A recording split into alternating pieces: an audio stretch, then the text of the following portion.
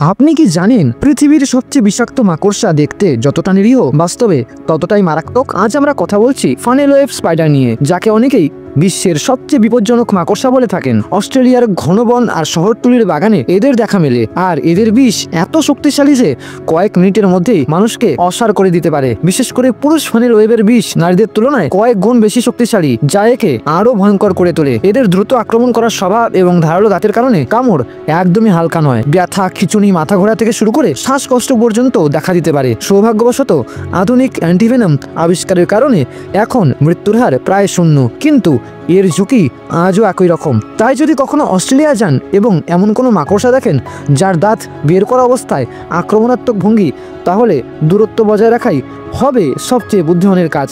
প্রকৃতি যেমন সুন্দর তেমনি বিপজ্জনকও, এটাই তার বাস্তবিক প্রমাণ। এরকম ভিডিও পেতে চাইলে অবশ্যই চ্যানেলটি সাবস্ক্রাইব করে দিন।